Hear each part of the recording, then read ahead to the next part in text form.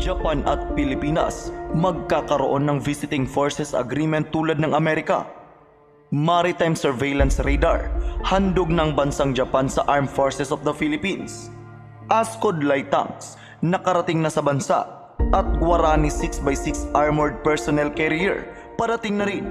Ang mga bagay na ito ang pag-uusapan natin ngayon, kaya't kung bago ka pa lang sa ating channel, ay mag-subscribe ka na at i-click mo na rin ang notification bell para lagi kang updated sa mga kaganapan at modernong kagamitan na ating pag-uusapan.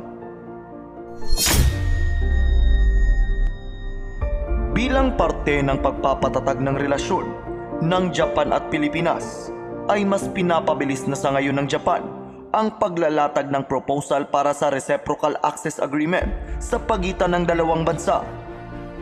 Layunin ng Japan na mas maparami pa nito ang mga kaalyado nitong bansa upang sugpuin ang mga agresibong aksyon ng China sa West Philippine Sea. Ang Reciprocal Access Agreement ay kahalintulad din ng Visiting Forces Agreement ng US at Pilipinas. Sa pamamagitan nito ay magkakaroon na ng access ang military forces ng Japan sa ating bansa at gayon din ang AFP sa bansang Japan.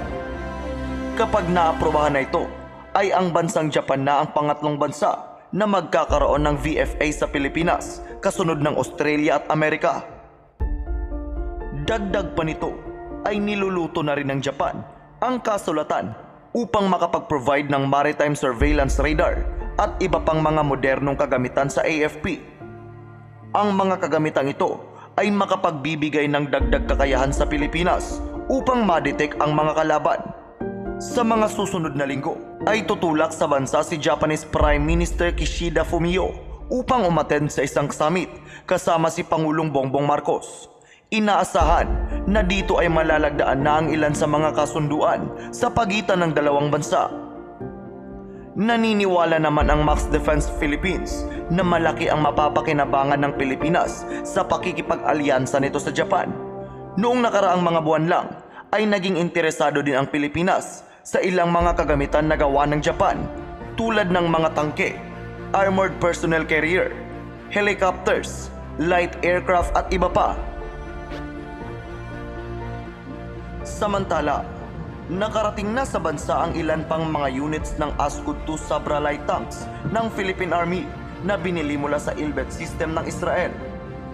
Ang proyektong ito ay parte ng light tank acquisition project ng Philippine Army na naglalayong makabili ng mahigit 20 units ng mga bagong lehitimong tangking pandigma. Kasunod nito ay parating na rin sa bansa ang ilan sa mga nabiling Guarani 6x6 armored personnel carrier mula sa Brazil. Ayon sa Brazilian Defense page na Teknolohiya Defesa ay nasa port na ang nasa 5 Guarani 6x6 at ikinakarga na sa barko upang ma-deliver na sa bansa. Inaasahan na makakarating ang mga ito bago matapos ang buwan ng Disyembre. Ikaw, ano ang masasabi mo sa Reciprocal Access Agreement ng Japan at Pilipinas? Makakatulong ba ito upang malabanan ang China sa West Philippine Sea? I-comment lamang ang iyong sagot sa comment section. At dito na po magtatapos ang ating video. Maraming salamat sa panonood at mag-ingat po kayo.